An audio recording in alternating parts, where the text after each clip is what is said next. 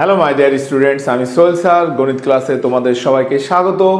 SSC 2026 যারা দিবা তারা ইতিমধ্যে প্রস্তুতি নিচ্ছ, তাদের প্রস্তুতির ধারাবাহিকতায় আমি আজকে চলে আসলাম জেনারেল ম্যাথের ত্রিকোণমিতি নিয়ে। তো ত্রিকোণমিতি তোমাদের যেটা আছে 9.1 আর 9.2 নিয়ে। তো এটা দেখো, আমি যে আমার পেছনে যে বোর্ডে যে ম্যাথটা দেওয়া আছে এটা ঢাকা বোর্ডের 2024-এ আসছে।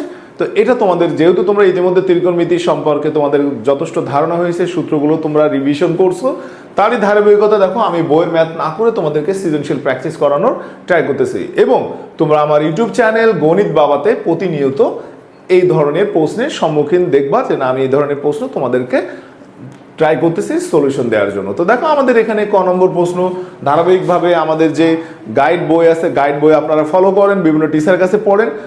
আমি আমার মতন করে অ্যান্সার দেবো এবং আমি আমার ধারণা থেকে দেবো। দেখো কিভাবে দিচ্ছি, যে এখানে আমাদের যে ক নম্বর প্রশ্নটা দেওয়া আছে, কি দেওয়া আছে একটু খেয়াল করি। এখানে বলছে ক নম্বর বলছে sec 90 minus theta equal two 5/3। তো দেখো তোমরা ভালো করে খেয়াল করো, যারা কমার্সে আসো, অর্থাৎ যারা কমার্স, আর্টস এবং সায়েন্স মিলেই কিন্তু তোমাদের হলো জেনারেল ম্যাথ পড়তে হয়। তো যারা অন্যান্য অর্থাৎ সায়েন্স বাদে অন্য গ্রুপে আসো তাদের জন্য এটা কঠিন হয়ে যায়।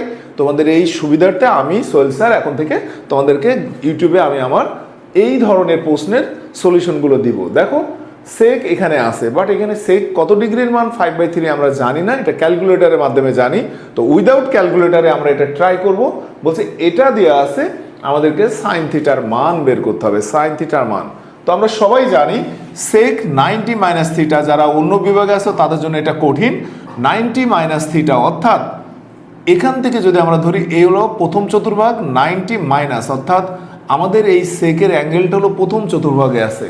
তা প্রথম চতুর্ভাগের ত্রিকোণমিতির সব অনুপাতের মান হলো পজিটিভ পজিটিভ। আর 90 ডিগ্রি যদি বিজোড় থাকে, দুইটা জিনিস, একটা হলো কোন চতুর্ভাগে যায়, আর 90 ডিগ্রি জোড় না বিজোড় গুণিতক সেটা আমরা খেয়াল করব। তো এখানে আমাদের দেখো 90 ডিগ্রির সাথে 1 গুণ আকারে আছে, তাহলে এটা বিজোড়, বিজোড় থাকলেই সেক হয়ে যাবে কোসেক, কোসেক থাকলে সেক, সাইন থাকলে কস, কস থাকলে সাইন, ট্যান থাকলে কট। তারই ধারাবাহিকতায় দেখো সেক আছে আমাদের এখানে, সেককে আমরা কি লিখব, কোসেক থিটা ইকুয়াল টু 5/3। তো আমরা এটা জানি কোসেকের সাথে কার সম্পর্ক, সাইনের সম্পর্ক, এবং আমাদের প্রশ্নেও কিন্তু সাইন চেয়েছে। তাহলে দেখো আমরা কোসেক সমান সমান লিখতে পারি 1/sin থিটা ইকুয়াল টু 5/3। তো এটাকে যদি আমরা উল্টাই দিই তাহলে কি আসে, দেখো পক্ষান্তর ব্যস্তকরণ করে নিই, দেখো 3/5। এটা ছিল আমাদের একের ক এর অ্যান্সার এবং এটা হয়ে গেল। দেখো খ নম্বর অ্যান্সার আমাদের, দেখো খতে কি বলছে, যে sec theta plus tan theta equal two √a/b। তো তোমাদের কাজ হচ্ছে প্রথমে এর ভ্যালুটা লিখে নেওয়া, যেটা দিয়ে আছে, এরপর b এর মানটাও আমরা লিখে নিলাম 1 - sin থিটা। তো দেখো এটা আমরা কিভাবে লিখছি, বাম পক্ষ কিভাবে আসছে, বাম পক্ষ হলো sec theta plus tan theta. তো দেখো কাজ কি, যেহেতু এটা সাইন কস রিলেটেড, তাহলে sec tan কে আমরা সাইন কস মাধ্যমে ভাঙাবো। দেখো তো sec মানে কি 1/cos থিটা, tan মানে কি sin/cos। তো আমরা ইতিমধ্যে দেখো cos cos পেয়ে গেলাম, উভয়ের লসাগু হলো cos থিটা, তাহলে কি পেয়েছি 1 + sin থিটা। খুবই ইজি একটা ম্যাথ। আমাদের এখানে খেয়াল করতে হবে, দেখো ডান পক্ষে রুট আছে, তাহলে আমি এই ম্যাথে যদি রুট নিয়ে নিই, রুট নিলাম 1 + sin থিটা। স্টুডেন্ট স্যার আপনাদের যদি x থাকে, এখন যদি আমি রুট নিয়ে নিই তাহলে x এর কি হবে, x স্কোয়ার। তেমনই আমাদের এখানে দেখো রুট নিয়ে নিলাম 1 + sin থিটা, এটারও কি হয়ে যাবে, স্কোয়ার হবে 1 + sin থিটা তার হোল স্কোয়ার ডিভাইডেড বাই কজেরও পাওয়ার হয়ে যাবে কজ স্কোয়ার থিটা।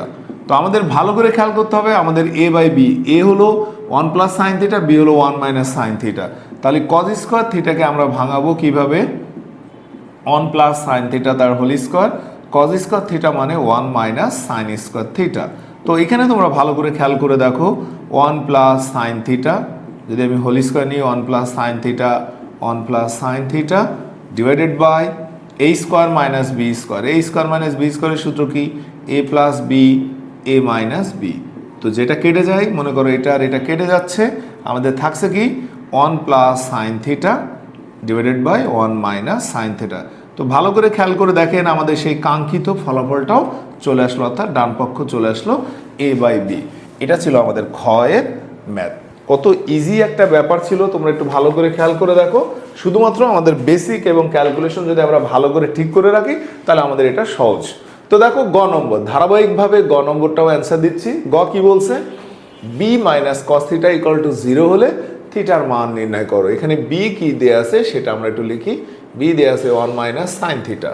তাহলে অতএব b minus cos theta equal to 0।